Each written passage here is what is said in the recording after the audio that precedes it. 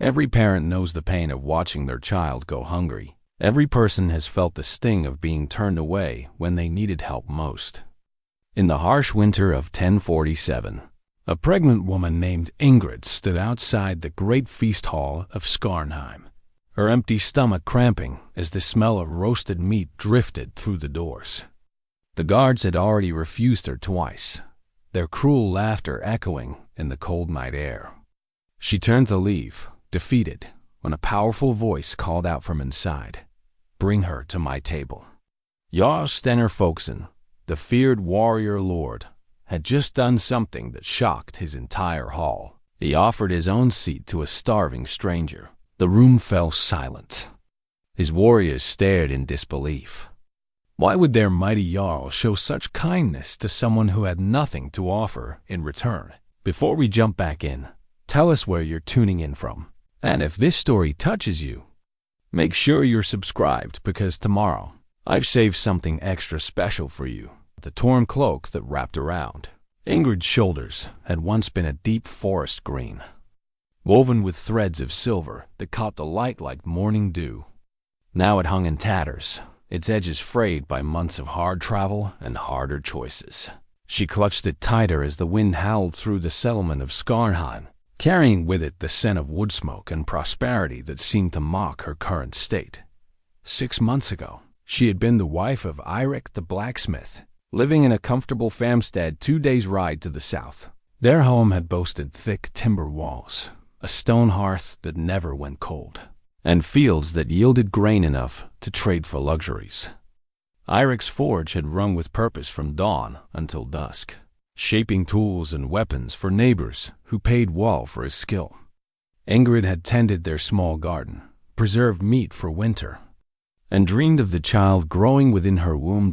Then the raiders came, not Vikings from across the sea, but desperate men from their own lands. Farmers turned bandits when their own harvests failed, young men with nothing left to lose. They swept through the valley like a plague, taking what they could carry and burning what they could not. Eirik had fought them with hammer and tongs, his strong arms swinging his smith's tools as weapons. But numbers overwhelmed courage, and when the smoke cleared, Ingrid found herself alone, widowed, and watching her life's work turn to ash. The other survivors had family to take them in, kinfolk who could share their burden. Ingrid had no one. Her parents had died of fever 3 winters past, and her brother had sailed west with Eirik the Red, seeking new lands across the dark waters.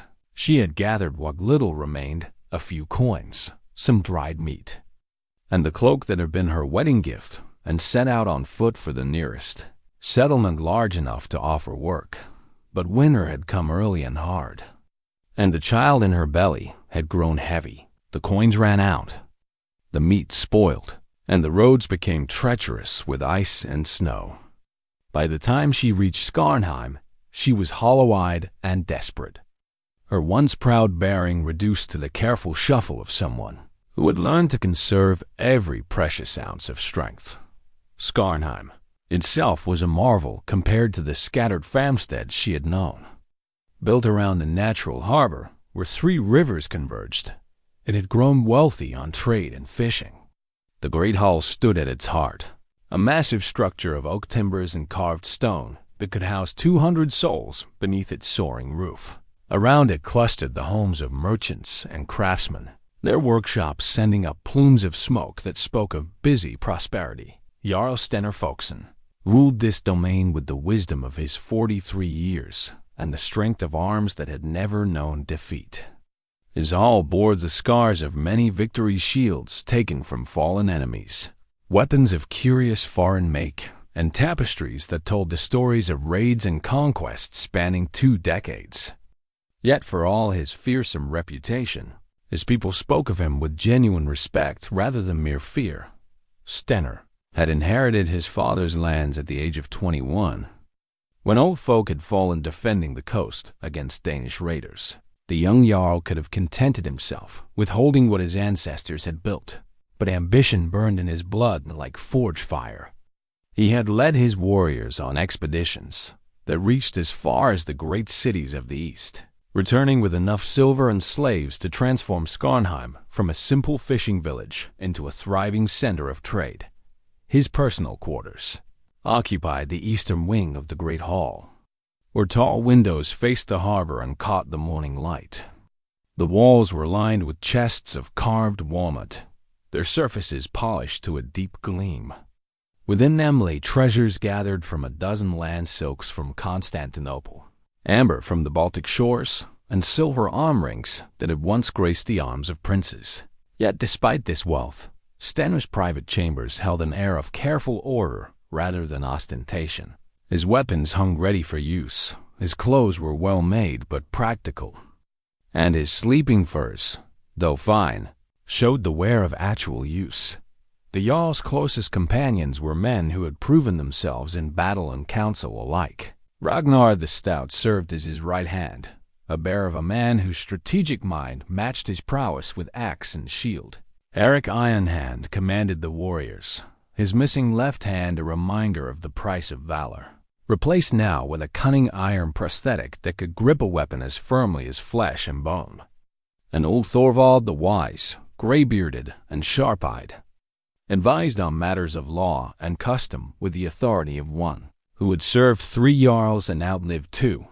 But it was the women of the household who truly made the hall a place of warmth and life. Astrid Stenr's aunt had raised him after his mother's death in childbirth. Now past 50 but still commanding, she oversaw the daily workings of the great hall with the efficiency of a general marshalling troops. The serving women moved through their duties with practiced grace, their laughter and conversation providing a gentle counterpoint to the deeper voices of the men. Among them, young Sigrid stood apart. At 19, she possessed a beauty that drew eyes like flame, draws moth's hair like spun gold, eyes the color of summer sky, and a figure that spoke of health and strength. She was the daughter of a neighboring jarl, sent to Skarnheim as part of a political alliance that everyone assumed would soon be sealed with marriage. The arrangement suited both families and would bring valuable ties between their territories. Yet Stenr, for all his wisdom in matters of war and trade, found himself oddly reluctant to formalize what everyone expected.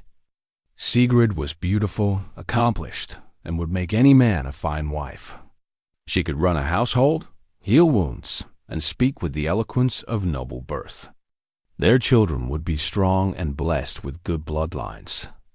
It was a match that made perfect sense. So why did he find himself making excuses to delay the betrothal feast? The answer might have lain in the dreams that sometimes visited him in the deep hours of night, visions of a woman whose face he could never quite recall upon waking, but whose presence filled him with a longing he could not name. Or perhaps it was simply that his heart, like a wild stallion, resisted the bridle of duty, no matter how sensible the bit. The great hall itself reflected the character of its lord. The central hearth burned with logs thick as a man's waist, casting dancing shadows on walls adorned with shields and tapestries. Long tables of polished oak stretched away from the high table where Stenr held court, their surfaces scarred by countless knives and drinking horns, but gleaming with the care of devoted servants. The smell of roasting meat mingled with ale and wood smoke, creating an atmosphere of warmth and plenty that seemed to embrace all who entered. On this particular evening, as snow began to fall in earnest beyond the great doors, the hall buzzed with the contentment of those who had eaten well and drunk deep. The harvest feast was in full swing, celebrating another year of prosperity and the promise of warmth and plenty through the coming winter months. Warriors shared tales of past glories, merchants discussed the spring trading season, and serving women moved gracefully between the tables, ensuring no cup went empty. It was into this scene of abundance and joy that fate had placed a choice, a moment when the comfortable certainties of prosperity would be tested by the sight of true need. And in that moment, Jarl Stenr Folkeson would discover something about himself that he had never suspected. Something that would change not just his own life, but the lives of all those who called his hall their home. The stage was set, the players in their places, and destiny waited to see what manner of man would emerge when the masks of social position were stripped away and only character remained. The bronze-eating knife in Stenr's hand had been his father's before him, its worn handle polished smooth by generations of use.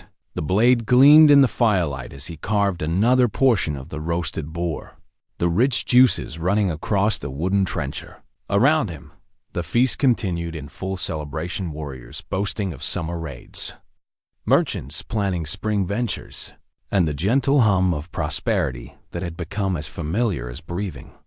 Then the great doors groaned open, admitting a gust of winter wind that set the tapestries dancing and sent sparks spiraling up from the hearth. All conversation faltered as heads turned toward the entrance, expecting perhaps a late arrival from one of the neighboring steads. Instead, a figure stepped into the threshold that seemed to emerge from the very embodiment of winter's cruelty. Ingrid moved slowly, each step deliberate and careful, as if the simple act of walking required more strength than she possessed. Her torn cloak hung about her like funeral shrouds, and the firelight revealed a face gaunt with hunger, eyes shadowed with exhaustion and something deeper, the hollow look of someone who had seen too much sorrow in too short a time.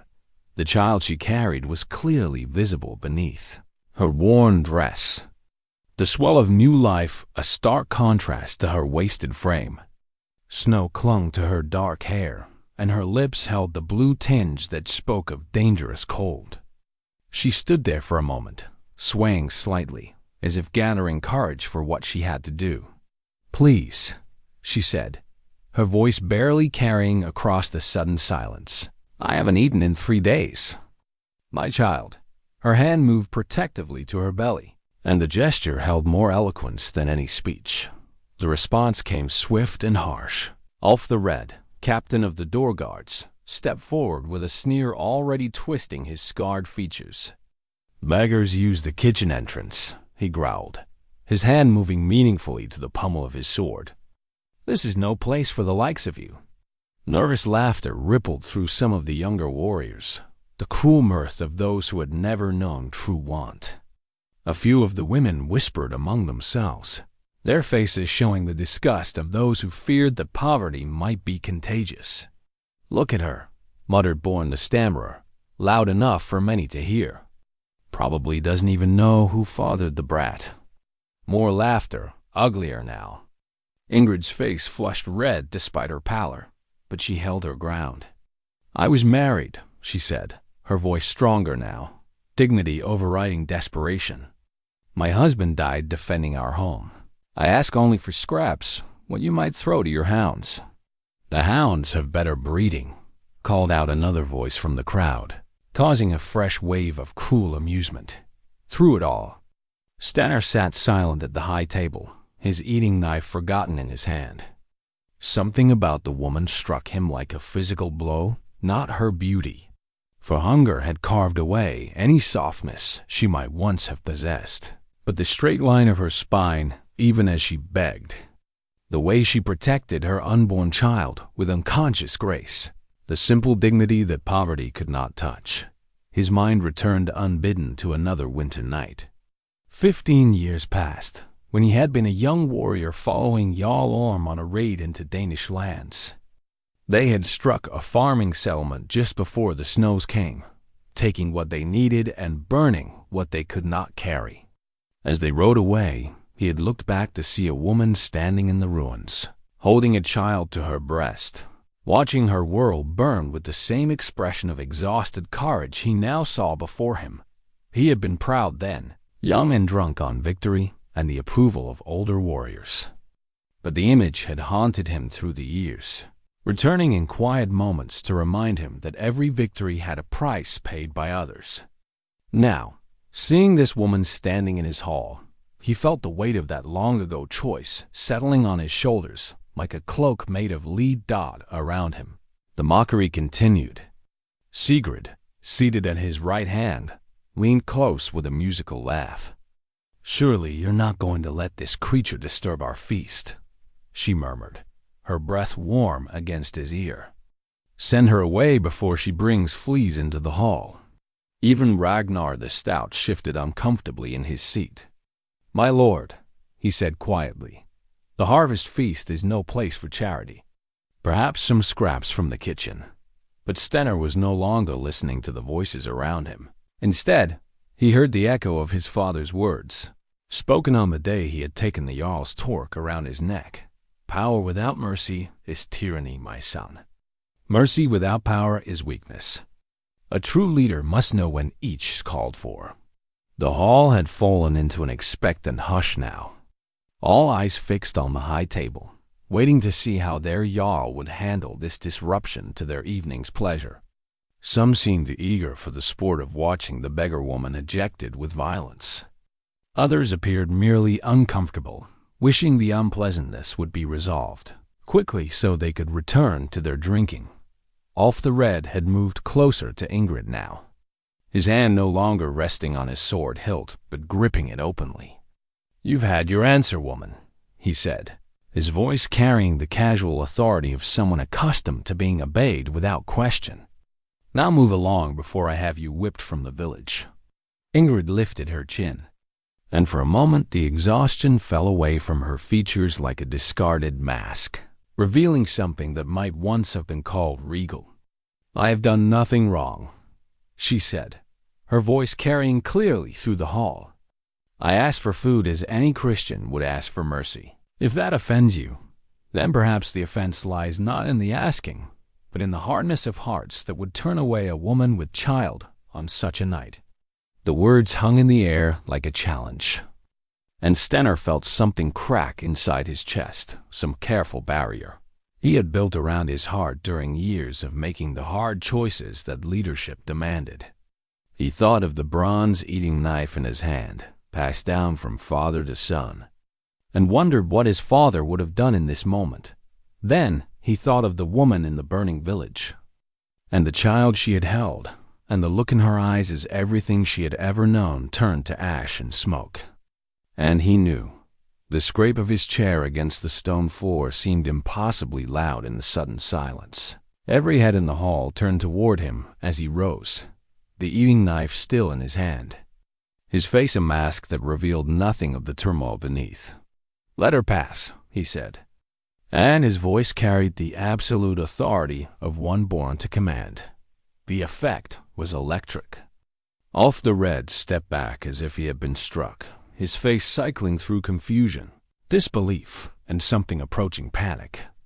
The warriors at the long tables stared in amazement, some half rising from their seats as if unsure whether they had heard correctly. Sigurd's gasp was audible even from the high table. Stenr, surely you cannot mean. But the Jarl was already moving, descending the steps from the high table with measured strides that somehow managed to convey both dignity and purpose. The hall parted before him like grain before the scythe, warriors and serving women alike pressing back to give him passage.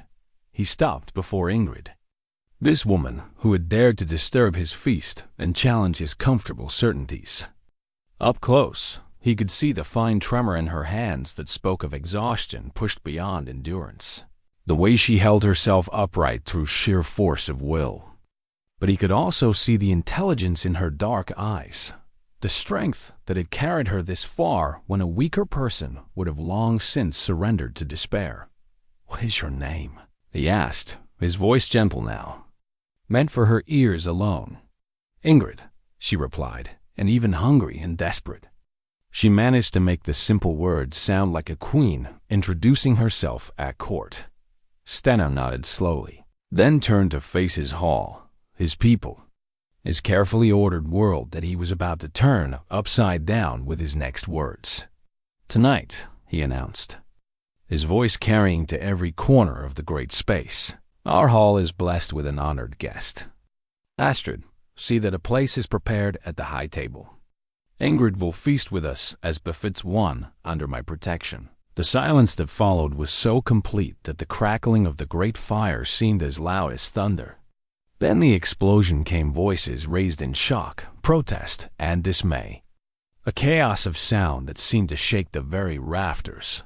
And through it all, Stenr held Ingrid's gaze, seeing in her eyes the same recognition he felt in his own heart, that this moment, this choice, would change everything that came after.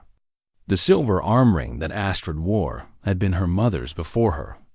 A serpent twisted into an eternal circle that caught the firelight, as she moved with swift efficiency to prepare a place at the high table. Her weathered hands betrayed none of the shock that had frozen the rest of the hall. Though her mind raced with the implications of her nephew's unprecedented decision, the chaos that had erupted after Stenr's announcement was slowly giving way to a tense, watchful silence.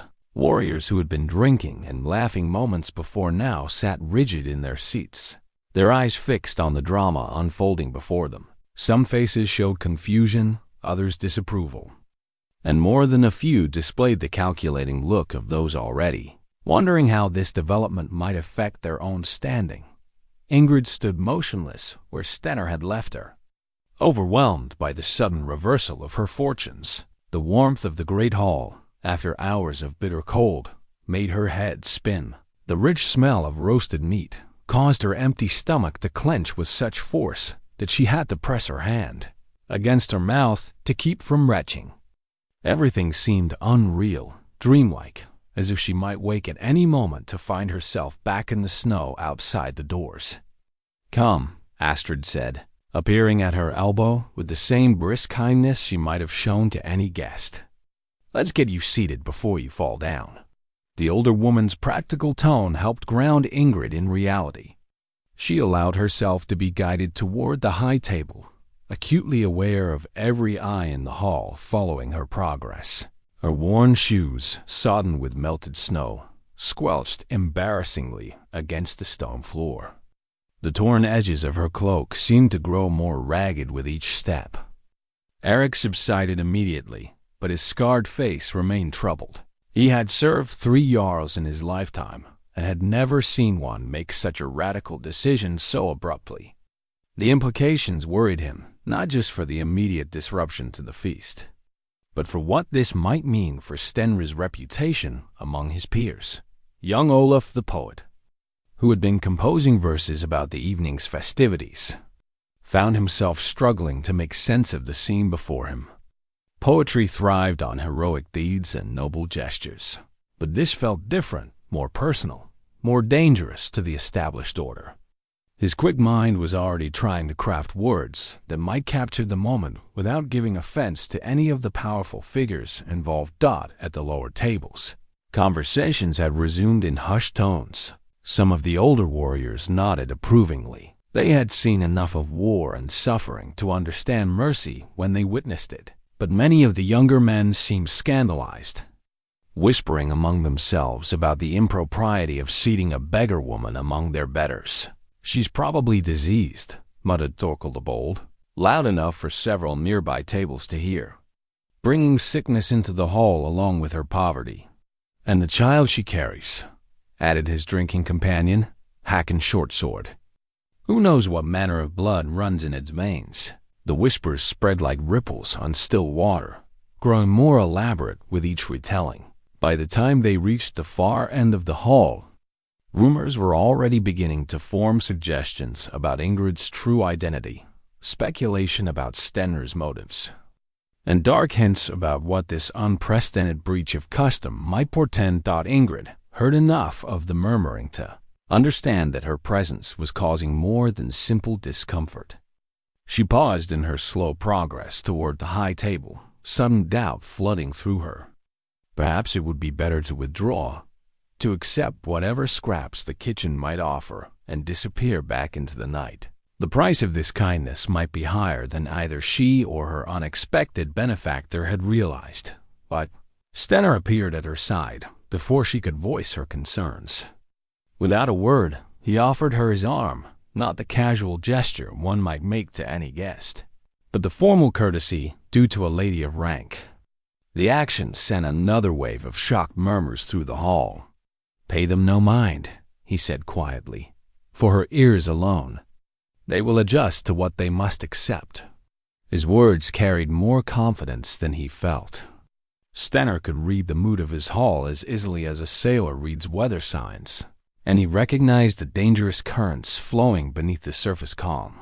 But he had made his choice, and a Jarl who showed uncertainty before his people was a Jarl who would not remain in power for long.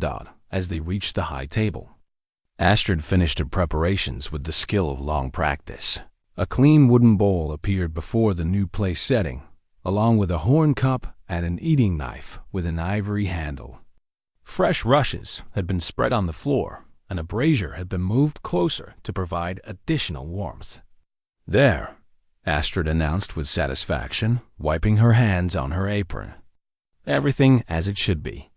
The simple words carried their own form of authority. Astrid had managed the domestic affairs of the hall for decades, and her approval of the arrangements carried weight with those who might otherwise have questioned the propriety of the situation.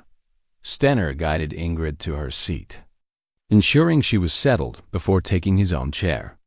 The height of the high table meant that every person in the hall could see them clearly, a fact that seemed to intensify the weight of all those watching eyes. "Bring food," Stenr commanded, and his voice carried clearly through the hall.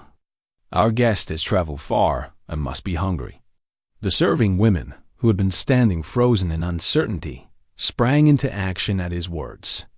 Within moments, platters began appearing before Ingrid, roasted meat still steaming from the spit, bread warm from the ovens, preserved fruits that spoke of summer's abundance, and ale that gleamed golden in the firelight.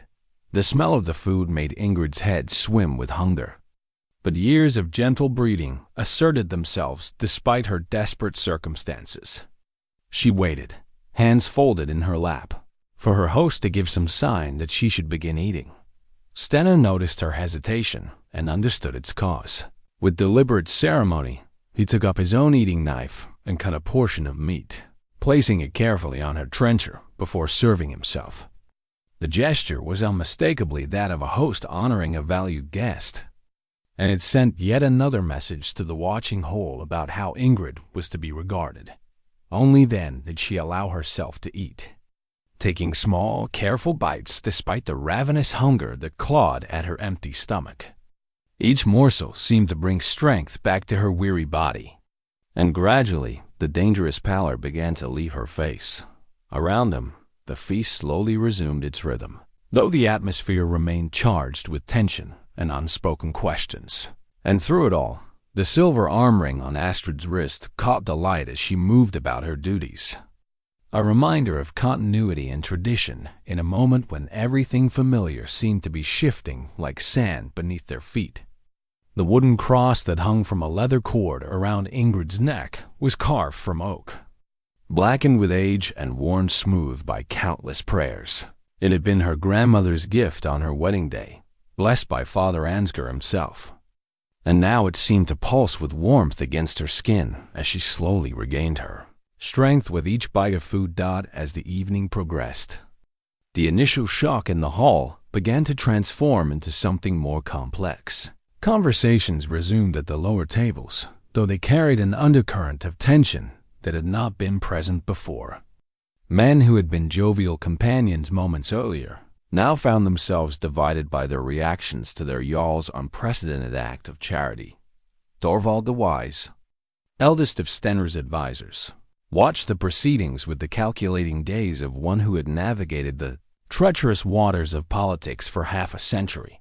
His weathered face revealed nothing of his thoughts, but his fingers drummed quietly against his ale horn, a habit those who knew him recognized as a sign of deep concern.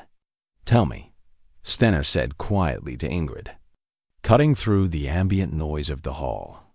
"Where did you come from before you reached our gates?" Ingrid set down her eating knife, her movements careful and precise despite her exhaustion. "From Bjornstead, my lord.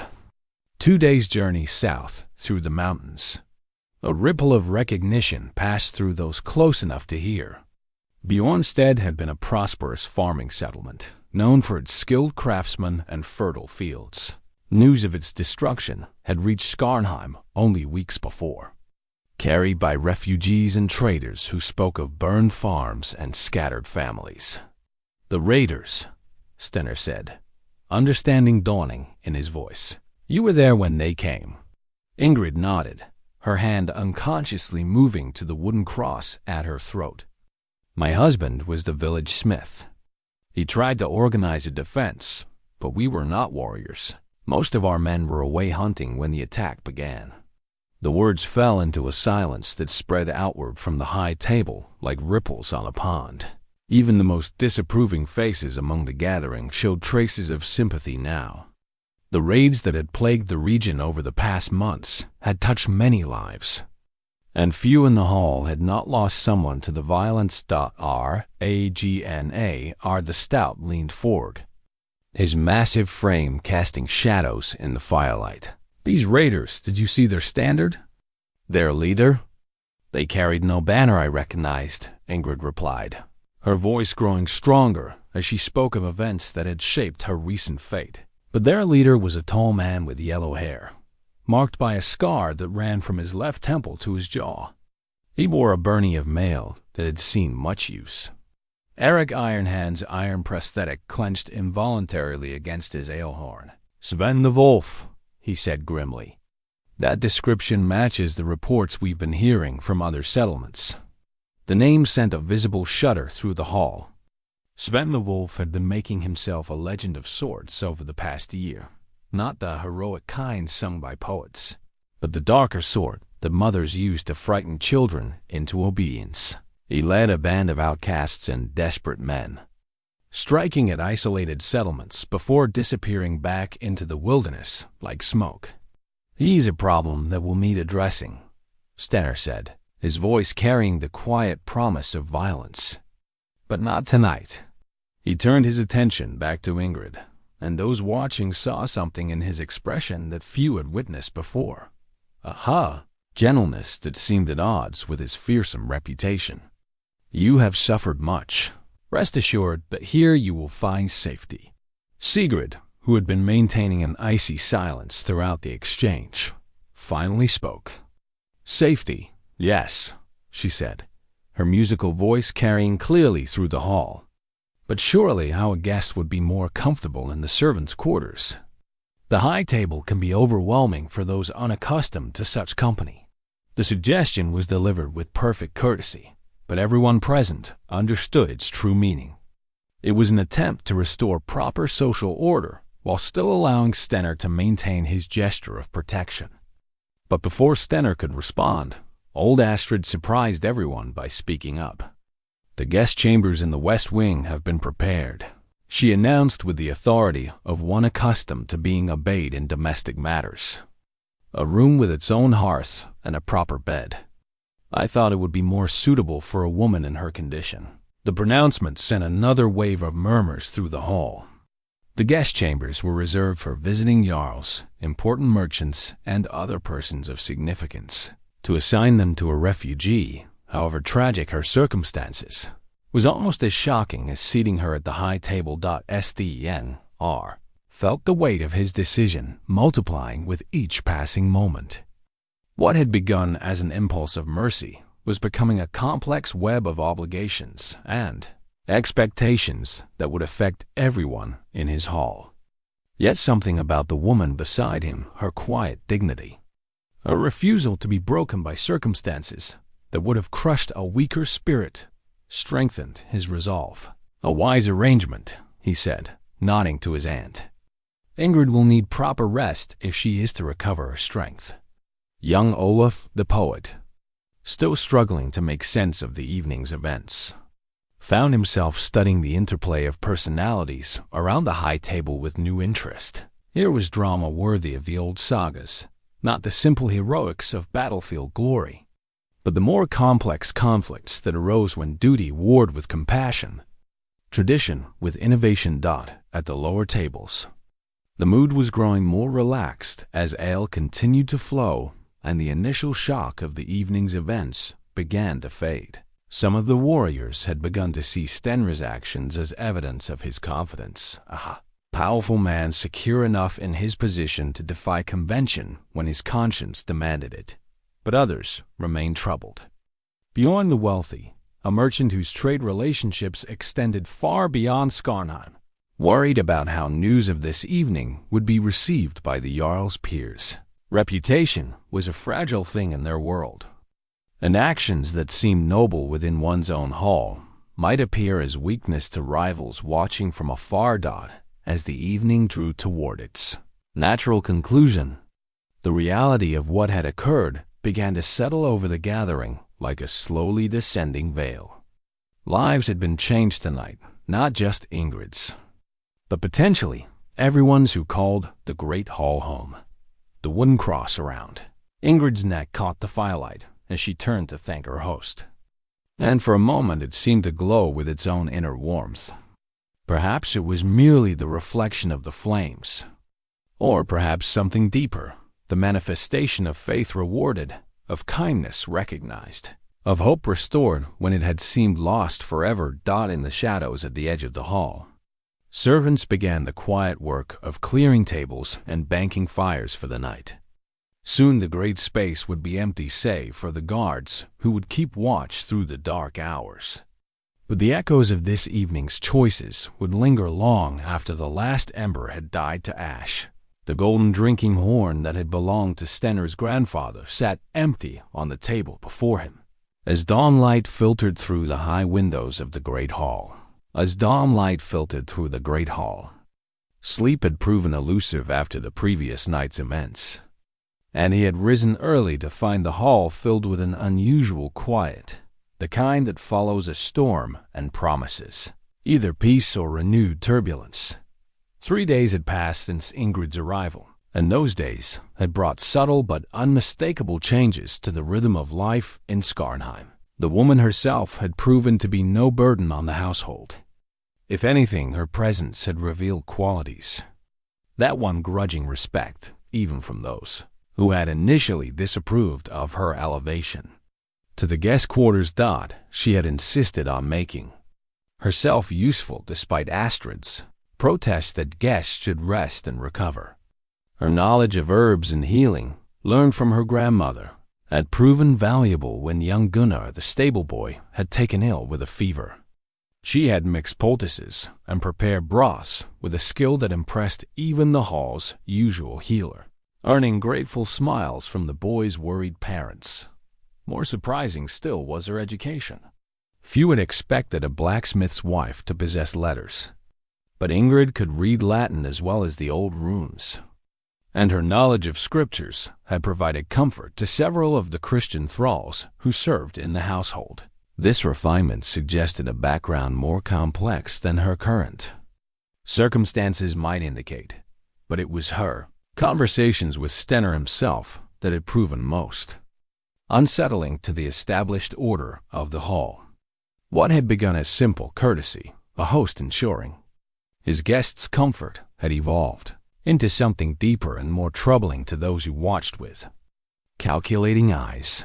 They had been found talking quietly by the hearth each evening after the formal feast concluded, their voices too low for eavesdropping, but their posture suggesting exchanges of uncommon intimacy for virtual strangers.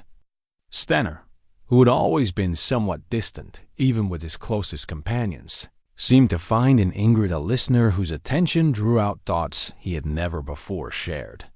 "You speak of your travels as if they were adventures," Ingrid had said the previous evening, her dark eyes reflecting the firelight as she worked on mending one of Astrid's tunics, another small service she had insisted upon providing. "But I hear the weight in your voice when you mention certain places."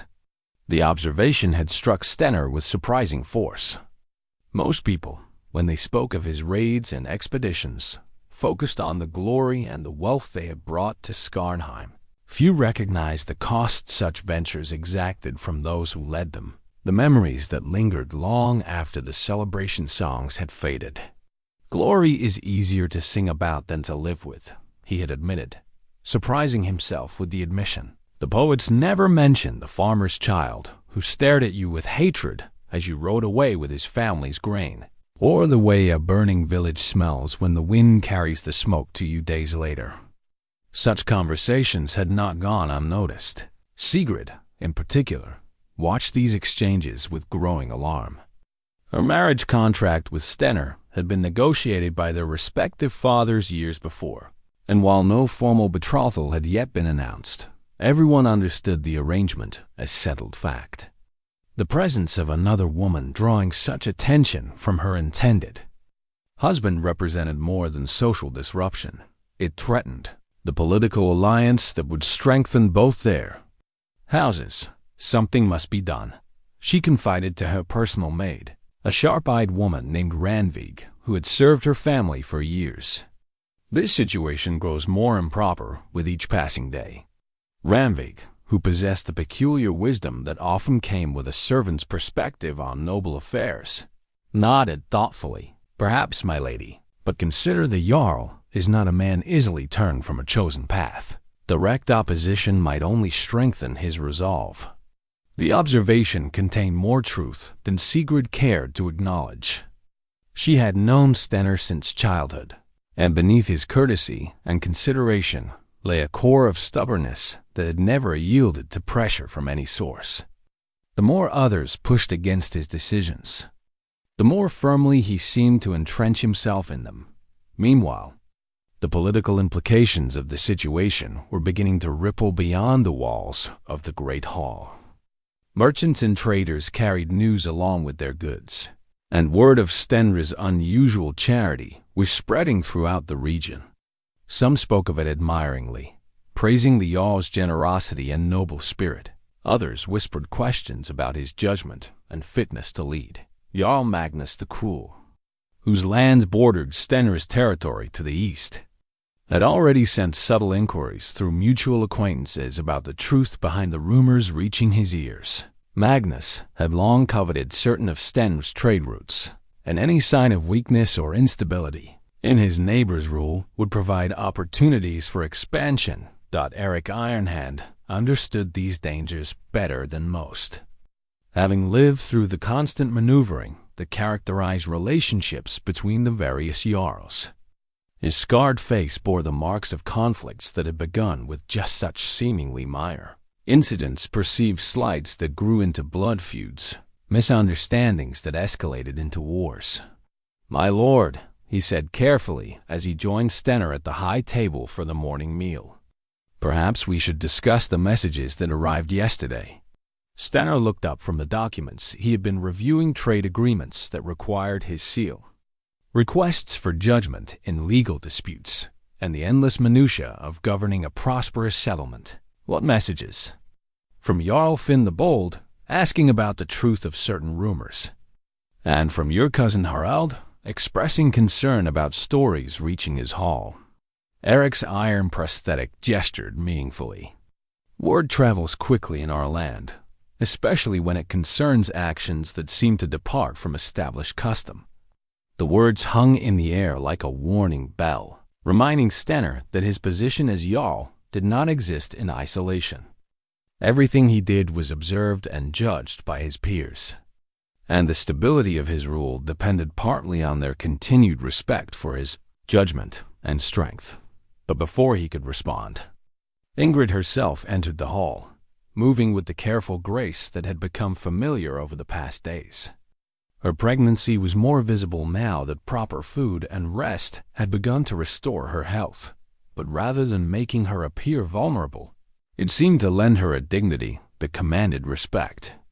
She had fashioned a new dress from fabric that Astrid had provided, and while the garment was simple, it was well made and flattering. Her dark hair, now clean and properly arranged, framed features that hunger had sharpened but not destroyed. She looked, Stenr realized with a start, like a woman of gentle birth fallen on hard times rather than a common beggar. "Good morning, my lord," she said, offering a curtsy that was perfectly executed despite her condition. "I hope I am not intruding." "Never," Stenr replied, rising from his seat with an automatic courtesy that drew sharp glances from several of those present. "Please, join us." As she took her place at the table, a position that had somehow become accepted as natural over the past few days, Eric Ironhand's expression grew more troubled. The easy familiarity between Jarl and guest spoke of a relationship that was developing beyond the bounds of simple hospitality. The golden drinking horn remained empty as Stenr contemplated the choices spreading. before him like paths through a dark forest. Each route promised different destinations, and all of them seemed to lead away from the comfortable certainties he had known just a few short days ago. The iron lock that secured Sten's private study was wrought in the shape of a wolf's head, his jaws forming the mechanism that guarded his most sensitive documents and treasures. Within that chamber, maps marked with trading routes competed for space with correspondence from distant jarls, and hidden beneath a loose stone lay the silver he had been setting aside as Ingrid's bride price coins, that now seemed to mock his current predicament. A week had passed since the feast that changed everything, and the complications that had seemed manageable at first were beginning to multiply like cracks in ice before a spring thaw. What had started as an act of charity was evolving into something that threatened the very foundations of the careful political balance Stenr had spent years constructing. The morning had brought particularly troubling news. A messenger from Jarl Magnus the Cruel had arrived before dawn, requesting a meeting to discuss matters of mutual concern. Such diplomatic language typically preceded either valuable trade negotiations or threats of war, and given the recent rumors circulating about Stenr's judgment, the latter seemed more likely. Worse still, Sigurd's father had sent his own emissary, a stern-faced man named Thoralf, who had served the family for decades and whose presence could only mean that formal complaints were being raised about the delayed betrothal. The political alliance that marriage would cement was too valuable to both houses to be jeopardized by personal sentiment. No matter how noble its source, Stenr found himself studying the contents of his strongbox with new eyes. The bride price silver gleamed in the lamplight, each coin representing not just wealth but obligation, duty, and the expectations of two powerful families. Yet, when he tried to imagine handing those coins to Sigurd's father, formally sealing their betrothal, the prospect felt like swallowing stones. The sound of voices from the main hall drew his attention away from such uncomfortable thoughts. Through the narrow window of his study, he could see activity in the courtyard below, warriors practicing their skills, servants going about their daily tasks, and merchants arriving with goods from distant settlements. The normal rhythm of life in Skarnheim continued, yet beneath the surface, tension simmered like water before it boils. Ingrid herself seemed increasingly aware of the difficulties her presence was creating. Her natural intelligence had quickly grasped the political undercurrents flowing through the hall, and the guilt she felt at being the cause of such disruption was visible in the way she moved through her days quietly, carefully, as if trying to make herself as unobtrusive as possible. Yet it was precisely this quality of thoughtful consideration that drew Stenr to seek her company. Unlike the warriors who surrounded him with eager agreement or the merchants who calculated every word for advantage, Ingrid listened without agenda and spoke without guile. Her observations carried the clarity of someone who had lost everything and thus had no fear of losing more. "You carry heavy burdens," she had said the previous evening as they sat by the dying fire, her needle moving steadily through the embroidery work that occupied her hands. She had taken to decorating altar cloths for the small chapel that served the Christian members of the household, another skill that spoke of an education more refined than her circumstances suggested. "Leadership always brings burdens," Stenr had replied, though the words sounded hollow even to his own ears. "Some burdens are chosen, others are inherited," she had observed gently. "The wise man learns to tell the difference." The comment had lingered in his thoughts through a sleepless night. How much of his current course was truly his own choice, and how much was simply the weight of expectations laid upon him by birth, tradition, and the demands of those who depended on his leadership? Now, as he prepared to face another day of difficult decisions, a knock at his study door interrupted his brooding. "Enter," he called, closing the strongbox and turning the wolf-headed lock with more force than necessary. Ragnar. The stout stepped into the chamber, his massive frame filling the doorway. The expression on his weather-beaten face suggested that whatever news he brought was unlikely to improve Stenr's mood. "My lord," Ragnar began, his voice carrying the careful neutrality he adopted when delivering unwelcome information.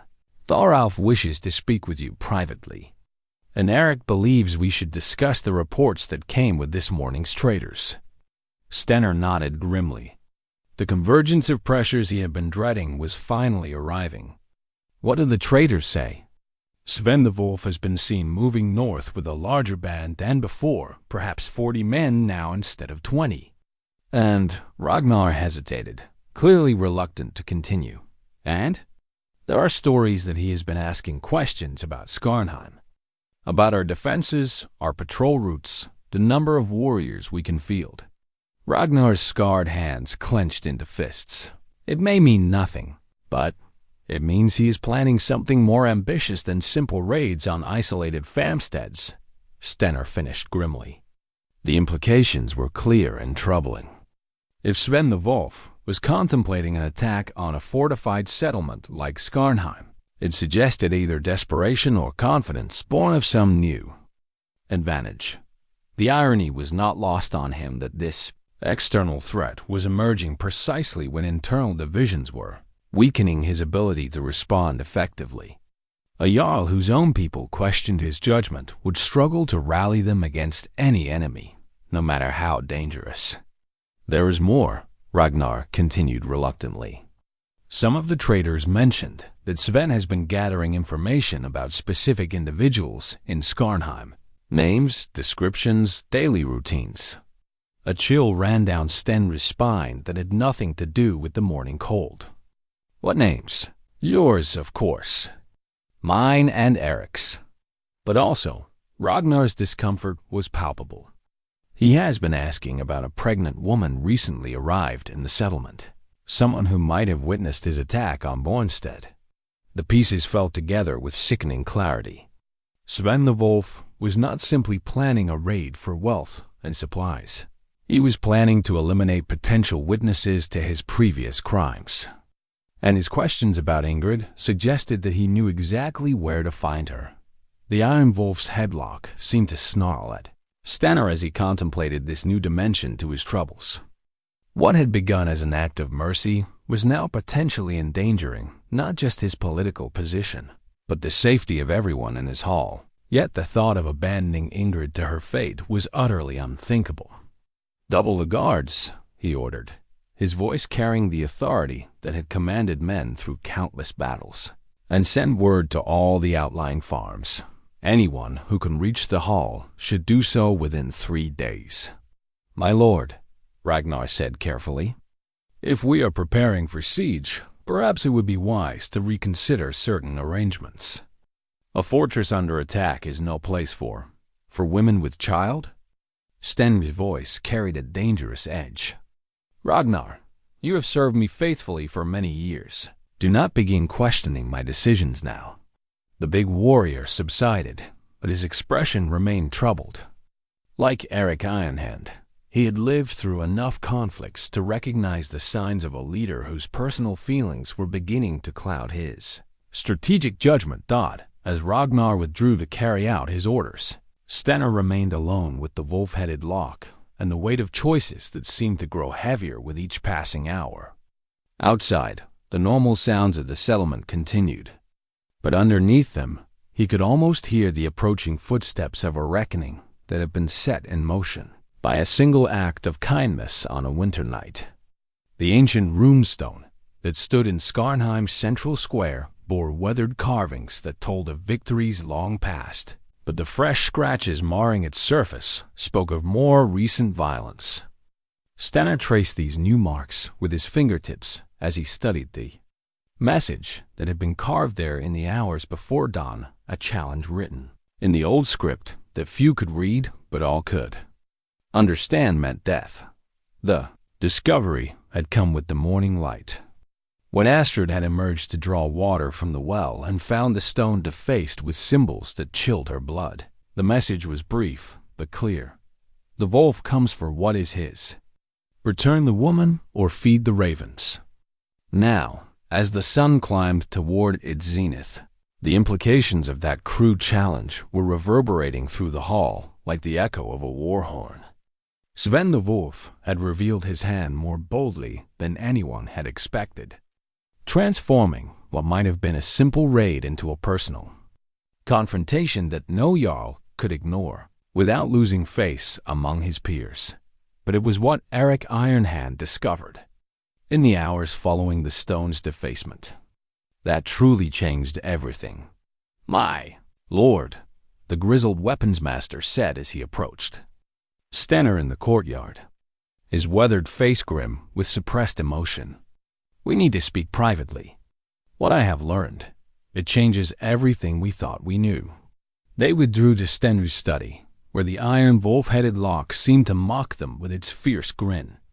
Eric closed the door carefully before turning to face his Jarl, his iron prosthetic reflecting the lamplight as he gestured with it in his agitation. "I sent Olaf the Swift to scout the approaches to our settlement, to gauge the size of force," Eric began.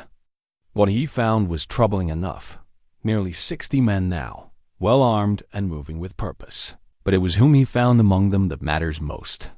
Stenr felt a chill that had nothing to do with the winter air seeping through the stone walls. "Speak plainly, old friend." "Jarl Magnus the Cruel rides with them," Eric said, his words falling like stones into still water. "Not as a prisoner, not as a hostage, but as an ally. Olaf saw him sharing counsel with Sven, planning the approach to our walls." The revelation struck Stenr with the force of a physical blow. Magnus the Cruel was no mere bandit chieftain, but a legitimate Jarl with his own lands and warriors. For him to ally with an outlaw like Sven the Wolf suggested a deeper conspiracy than simple raiding one that threatened not just Skarnheim, but the entire balance of power in the region. "There is more," Eric continued relentlessly. Among Magnus's men, Olaf recognized several faces from Bjornstead survivors of the attack that supposedly drove Ingrid from her home.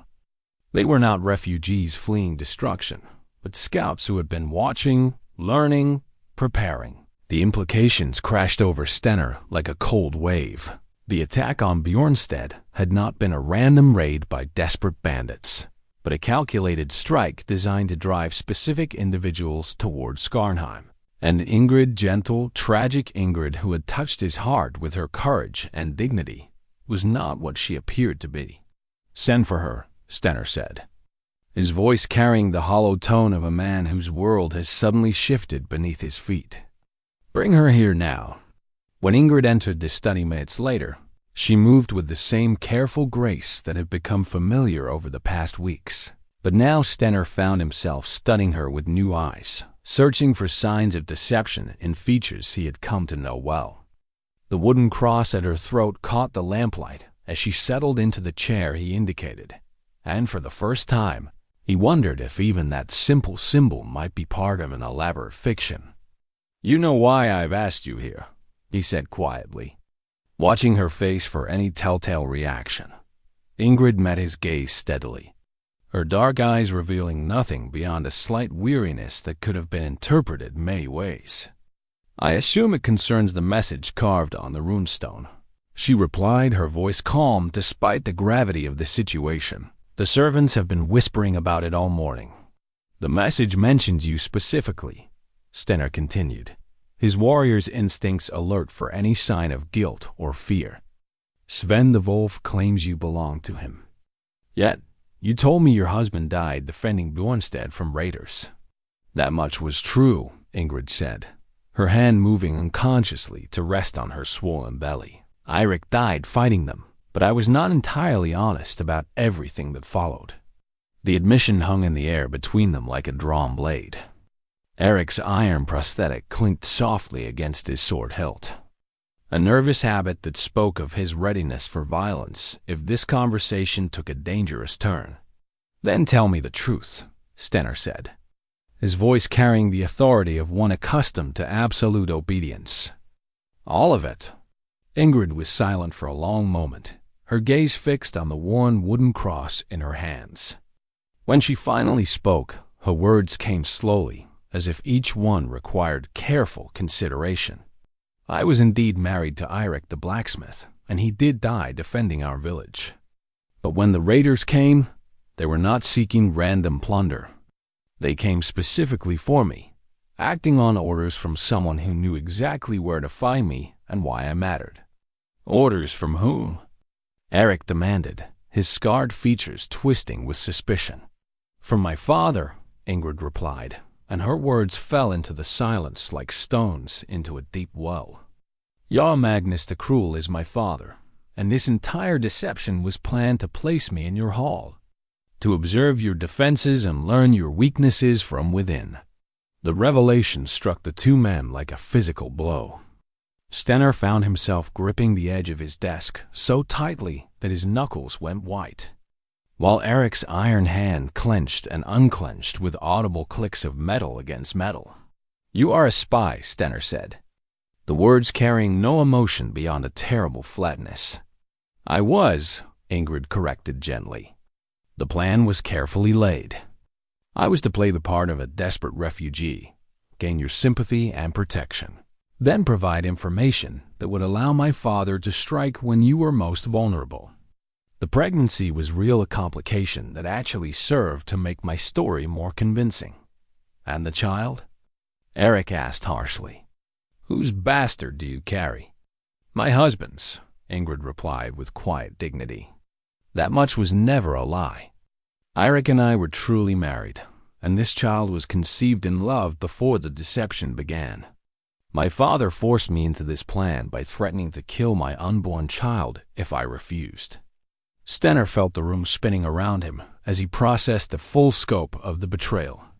The woman he had protected, defended, and if he was honest with himself, begun to love, had been sent to destroy him.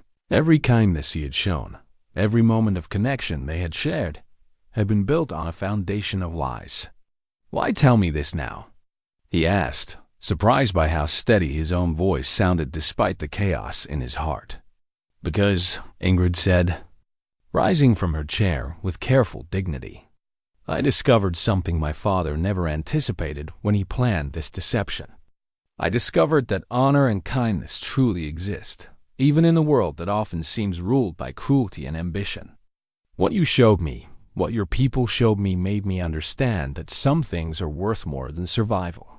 She moved to the window, gazing out at the settlement that had become her unlikely sanctuary. "My father expects me to signal him tonight, to indicate the best approach for his attack. Instead, I am telling you so that you might prepare to defend what you have built here." The ancient runestone in the square below seemed to pulse with malevolent energy as Stenr contemplated the magnitude of the trap that had been laid for him. Yet within the revelation of betrayal, he sensed the possibility of something else: redemption, perhaps, or at least the chance to transform deception into truth. "Your father will not forgive such betrayal of his plans," Eirik observed grimly. "No," Ingrid agreed, her hand once again moving to protect her unborn child. "He will not. But I have learned that some choices, once made, define who we truly are. I would rather die as someone worthy of the kindness you have shown than live as the instrument of your destruction." As the afternoon shadows lengthened across the settlement, the runestone stood as a silent witness to the transformation taking place within the walls of the great hall. What had begun as an elaborate deception was becoming something neither side had anticipated, a test not just of military strength, but of the fundamental values that separated honorable men from those who pursued power at any cost. The warhammer that had been Stenr's companion through 20 years of battle lay across his knees as he sat in council with his most trusted advisors, its worn leather grip a comfort in his calloused hands. The weapon had tasted blood from the Baltic to the Black Sea, but tonight it might be called upon to defend his own hearth against enemies who knew his weaknesses better than he had known them. Himself thought the hours since Ingrid's revelation had passed in a blur of urgent preparation and grim calculation. Word of the approaching threat had spread through Skarnheim with the speed of wildfire. transforming the prosperous settlement from a place of comfortable routine into a fortress girding for war. Yet beneath the familiar rhythms of military preparation lay currents of uncertainty that threatened to undermine everything Stenr had built. The outer walls will hold against conventional assault, Eric Ehrenhand reported, his iron prosthetic tracing the defensive positions marked on the crude map spread across the table. But if Magnus knows our patrol schedules, our hidden entrances, the weaknesses in our construction, he let the implications hang unspoken. Ragnar the Stout nodded grimly, his massive frame casting shadows in the lamplight. 60 men, well-armed and led by someone who understands our defenses, could take positions we never imagined vulnerable. The question is whether we can trust anything we think we know about their plans. We can trust that they mean to destroy us, Thorvald the Wise observed, his gray beard rustling as he leaned forward to study the map. Beyond that, we must assume every piece of intelligence we possess is compromised. The council chamber felt smaller than usual, as if the weight of approaching conflict had compressed the very air within its stone walls. Stenr found his gaze repeatedly drawn to the empty chair where Ingrid had sat during previous discussions. Her insights into trade routes and regional politics had proven valuable, though now he understood the true source of her knowledge. A soft knock at the chamber door interrupted their deliberations. At Stenr's command, young Olaf the Swift entered, his face flushed with exertion and urgency. "My lord," he said, struggling to catch his breath. "Riders approaching from the east." A dozen men under a parley banner, but they stopped just beyond arrow range. "Magnus," Eric said grimly, rising from his seat with the fluid motion of a warrior despite his years. "He comes to negotiate our surrender before the assault begins." "Or to retrieve his daughter," Ragnar added, his scarred knuckles cracking as he flexed his hands. "Either way, it means the attack is imminent." Stenr stood slowly, the warhammer's weight familiar and reassuring in his grip. Outside, he could hear the sounds of final preparations, weapons being sharpened, armor being donned, prayers being whispered to whatever gods might listen. The transformation from peaceful settlement to fortress under siege was almost complete. "We will hear what he has to say," Stenr decided, his voice carrying the calm authority that had steadied his men through countless dangerous moments. "But first there is something that must be settled." He found Ingrid in the guest chamber that had been her home for these past weeks, kneeling before a small wooden crucifix that Astrid had provided. The room was spartanly furnished but comfortable, with a proper bed, a writing desk, and a brazier that cast dancing shadows on the stone walls. Her few possessions lay neatly arranged: the torn cloak that had first marked her as a refugee, the mended dress Astrid had given her, and the wooden cross that had never left her throat. "You know why I have come," he said quietly, closing the door behind him. She rose gracefully despite her pregnancy, turning to face him with the same direct gaze that had first caught his attention in the great hall. "You have decided what to do with me," she said, her voice steady despite the gravity of her situation. "The choice is yours to make," Stenr replied, surprising himself with the words.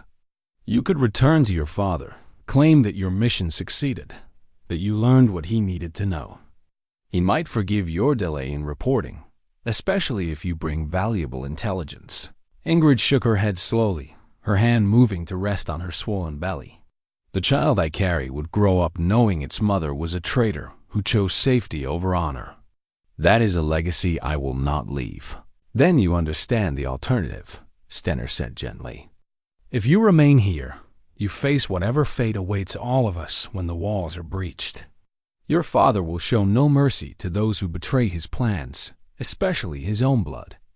"I have prayed on this matter," Ingrid replied, her fingers touching the wooden cross at her throat. "My grandmother used to say that God sometimes places us in situations where all choices are hard, but only one is right.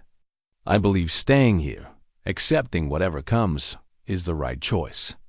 The conviction in her voice stirred something deep.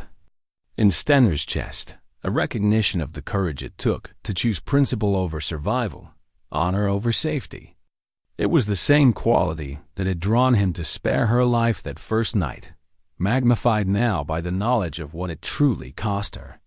"There may be another way," he said carefully, his mind racing through possibilities he had been considering since her revelation. "Your father expects you to signal him tonight to confirm the intelligence his spies have gathered. What if we use that expectation against him?" Ingrid's eyes sharpened with interest. "You mean to lay a trap of our own? The information you were meant to provide, it could be altered, modified to lead his forces into positions that favor our defense rather than their assault." Stenr began pacing the small chamber, his strategic mind seizing on the possibilities. "If we can convince him that our weaknesses lie where our strengths actually rest, it could work," Ingrid said slowly, understanding dawning in her voice. "My father is arrogant enough to believe his own cleverness is absolute. He would trust intelligence that came through me because he arranged for me to gather it." They spent the next hour crafting the deception, working together with an intimacy born of shared purpose and mutual trust. The plan that emerged was complex and dangerous, requiring perfect timing and no small amount of luck, but it offered the possibility of turning Magnus's own strategy against him. As evening approached and the time came to send the false signal, Stenr found himself studying Ingrid's face in the lamplight. The weeks of proper food and rest had restored much of her health, but the strain of their situation had carved new lines around her eyes. Yet beneath the weariness, he saw something that had not been there when she first stumbled into his hall. Peace that came from choosing to stand for something larger than mere survival. "When this is over," he said quietly, "regardless of how it ends, I want you to know that these weeks have been—" He paused, searching for words that could encompass the complexity of his feelings. "I know," she said simply, her hand briefly touching his as she reached for the signal torch. "I know." The false signal blazed against the darkness, its carefully coded pattern designed to mislead rather than inform. Somewhere in the hills beyond Skarnheim's walls, Magnus the Cruel would receive confirmation that his trap was ready to spring, never suspecting that his daughter had chosen honor over blood, principle over safety. As the torch burned down to embers, Stenr felt the weight of his warhammer in his hands, and knew that the true test of everything he claimed to believe was about to begin. The comfortable certainties of his old life were gone forever, replaced by the harder but more honest challenge of defending what was right rather than what was merely expedient. In the distance, the sound of war horns echoed across the snow-covered landscape, announcing that the final act of this drama was about to commence. The warhammer seemed to pulse with anticipation in his grip, ready once again to serve the cause of honor against those who would choose the easier path of cruelty and conquest. The battle-scarred shield that had protected Stenr through countless conflicts bore fresh dents from the arrows that fell like deadly rain upon Skarnheim's walls. Dawn had brought with it the assault they had prepared for, but the reality of combat against enemies who knew their secrets proved more harrowing than even his darkest expectations. Magnus the Cruel had taken the false intelligence exactly as they had hoped, positioning his main force to assault what he believed was the weakest section of the outer wall. Instead, his warriors found themselves charging uphill against Stenr's strongest defenses, their ladders met by volleys of arrows and spears that sent broken bodies tumbling back into the snow. But the deception had only bought them time, not victory. Magnus was too experienced a warrior to continue a futile assault once he realized the trap. And even now, Stenr could see the enemy leader repositioning his forces with the cold efficiency of a man who had survived dozens of such conflicts. "They're pulling back from the north wall," Erikai in hand reported, his iron prosthetic gleaming with blood from the brief but vicious melee that had marked the battle's opening. Magnus knows he's been played, and he's regrouping for a different approach. Stenr raised his shield higher as another arrow whistled past his head, its iron point striking sparks from the stone parapet. Around him, his warriors maintained their positions with the steady courage of men defending their homes. But he could see the strain beginning to tell. They had repelled the first assault, but at a cost in arrows and energy they could ill afford. "Sven the Wolf is moving his men toward the harbor approach," Ragnar called out from his position, overlooking the lower town. "If they break through there, they could take the hall from behind." The tactical situation was developing exactly as Stenr had feared. Their enemies possessed enough local knowledge to exploit weaknesses that no outsider should have been able to identify. And despite their early success in misleading Magnus, the fundamental disadvantage remained unchanged. A commotion near the hall's main entrance drew his attention. Through the chaos of battle, he could see Astrid organizing the defense of the great doors with the efficiency of a veteran commander. The older woman had armed herself with a wicked-looking seeks and was directing the placement of makeshift barricades with the same authority she brought to managing household affairs. "My lord!" Young Olaf the Swift scrambled up the stone steps, his usually cheerful face grim with urgency. "Riders approaching from the west, a war band flying Jarl Finn's banner." Stenr's heart sank. If Magnus had managed to bring additional allies to the fight, their already desperate situation would become hopeless. He turned to scan the western approaches, expecting to see enemy reinforcements that would seal their doom. Instead, what he saw made him blink in disbelief. The approaching riders were indeed flying Jarl Finn's banner, but they were charging toward Magnus's position with weapons drawn and war cries echoing across the battlefield. Far from reinforcing the assault, they were attacking it from the rear. "Finn the Bold has come to our aid," Eric said, his scarred face breaking into the first smile Stenr had seen from him all day. "The message you sent yesterday must have reached him in time." The tide of battle shifted with stunning suddenness. Caught between the defenders on the walls and Finn's cavalry charge, Magnus's force found itself compressed into an increasingly untenable position. Stenr could see the enemy leader's banner moving frantically as Magnus attempted to reorganize his scattered warriors, but their reprieve came at a price. In the confusion of the shifting battle lines, a small group of Magnus's best warriors had managed to breach the harbor defenses and were now fighting their way toward the great hall itself. At their head, Stenr could see the distinctive figure of Sven the Wolf, his yellow hair bright even in the dim morning light. "The hall?" Ragnar shouted, pointing toward the breakthrough. "They're making for the hall." Stenr did not hesitate. Raising his battle-scarred shield and gripping his warhammer, he leaped down from the wall and began fighting his way through the chaos toward the most vital defense of all, protecting those who had taken shelter within the great hall itself. The clash of weapons and the cries of wounded men filled the air as he carved a path through the melee. His hammer rose and fell with practiced efficiency, each blow striking with the force of years of training and the desperation of a man defending everything he held dear behind him. He could hear Eric and Ragnar following, their own weapons adding to the deadly music of combat. Around them, the battle raged with the fury of men who knew that defeat would mean not just death, but the destruction of everything they had worked to build. As he reached the hall's outer courtyard, Stenr could see that the defenders there were being pushed back despite their fierce resistance. Sven the Wolf had brought his best killers with him, and their skill was telling against the household guards, who had never faced warriors of such caliber. The battle-scarred shield took another crushing blow as Stenr threw himself into the fight, his warhammer seeking targets with deadly precision.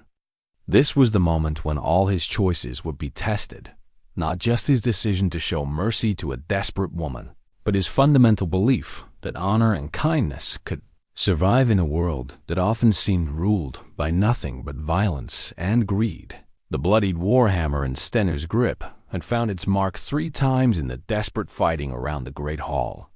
But the weapon that would determine the battle's true outcome was not made of iron and oak. The wooden cross around Ingrid's neck caught the firelight as she stood in the hall's doorway, her presence drawing the attention of the one man whose hatred had driven this entire conflict. "Daughter!" Magnus the Cruel's voice cut through the clash of weapons like a blade through silk. The enemy Jarl had broken free from the collapsing battle lines outside and fought his way to the hall with a handful of his most loyal warriors. Blood streaked his byrnie and his sword dripped red, but his pale eyes burned with the fury of a father betrayed. "What poison has this place fed you that you would turn against your own blood?" Sven the Wolf flanked Magnus, his scarred face twisted with the savage glee of a predator finally cornering its prey. The outlaw's axe gleamed with fresh blood, and his yellow hair was matted with gore from the vicious fighting that had brought him to this moment. Around them, the last of their followers formed a protective circle, their backs to the hall's great doors.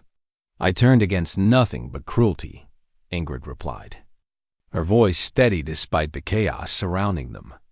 "I chose to stand with those who showed me what honor truly means." The words struck Magnus like physical blows. He had expected tears, pleading, perhaps even defiance, but not this calm certainty that seemed to judge him and find him wanting. His grip tightened on his sword as he stepped closer to his daughter, his weathered face a mask of wounded pride and paternal fury. "Honor?" he spat, gesturing with his blade toward the fighting still raging in the courtyard beyond. "These are merchants and farmers playing at being warriors. Their honor is weakness dressed in pretty words, and it will die with them when stronger men claim what they have built." Stenr moved to place himself between Magnus and Ingrid, his warhammer ready for the blow he knew was coming. Around them, the great hall that had witnessed so many feasts and celebrations had become a battleground where the fundamental values of their world would be tested in blood and steel. "Your daughter chose freely," Stenr said, his voice carrying clearly through the sudden lull in combat. "She could have remained silent, let your trap close without warning us. Instead, she chose to stand with those who treated her with kindness rather than those who would use her as a tool." "Kindness," Magnus laughed, a sound bitter as winter wind. "You think kindness will preserve what you have built here? You think mercy will protect these soft people when harder men come to take what they possess?" The philosophical debate that had simmered beneath their conflict was finally being fought in the open, with weapons and words alike serving as arguments in a dispute that went far deeper than territorial ambition or personal grievance.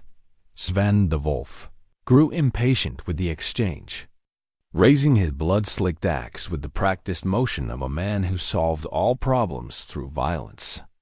"Enough talk," he growled, his scarred face splitting in a feral grin. "Let me finish what we came to do."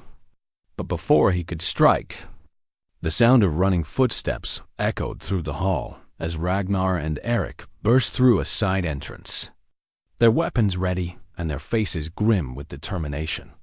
Behind them came a dozen of Skarnheim's finest warriors, men who had fought their way through the chaos outside to reach their Jarl's side.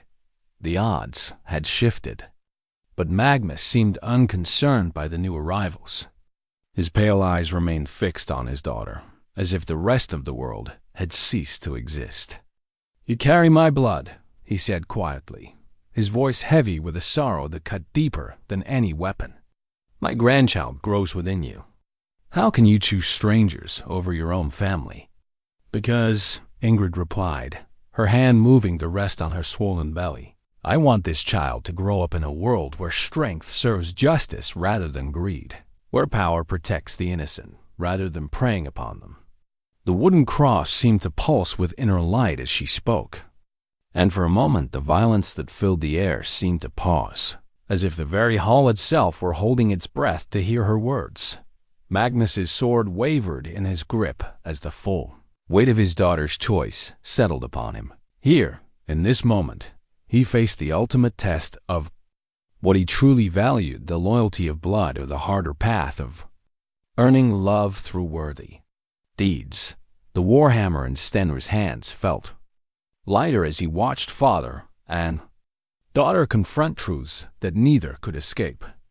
Around them, the battle waited for resolution, but the real conflict lay not between warriors, but between the different visions of what strength and leadership truly meant.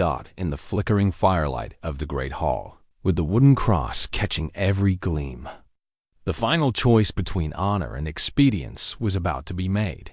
The infant's blanket that Astrid had woven from the finest wool now cradled Magnus's grandson. The child's tiny fist wrapped around the same wooden cross that had sustained his mother through the darkest hours of winter.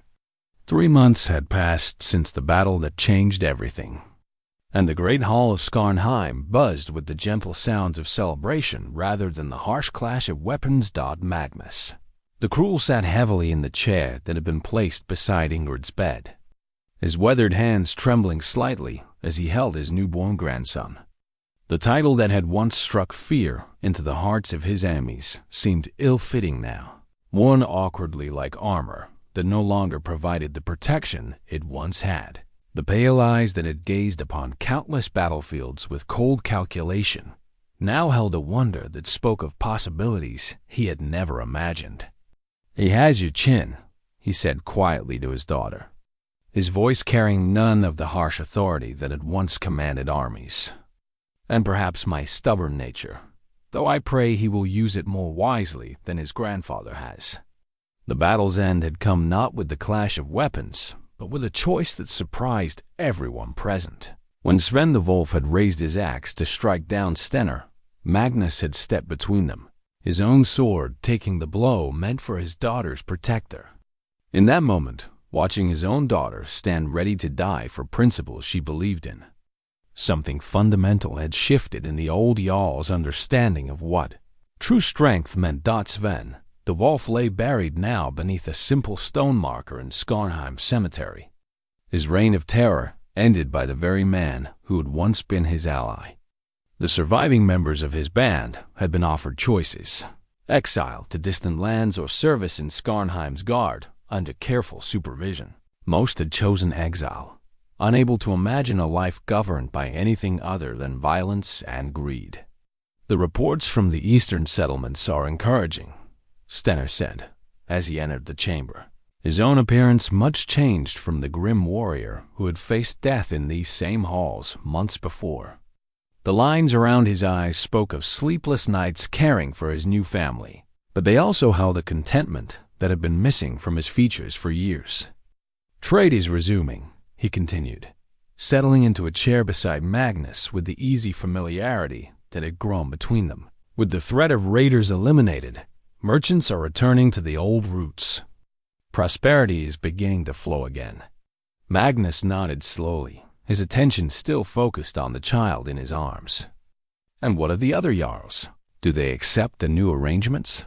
"Jarl Finn has proven himself a valuable ally," Stenr replied. "His intervention during the battle earned him considerable respect, and his support has helped convince others that our approach brings benefits rather than weakness. Several smaller settlements have already requested similar protections."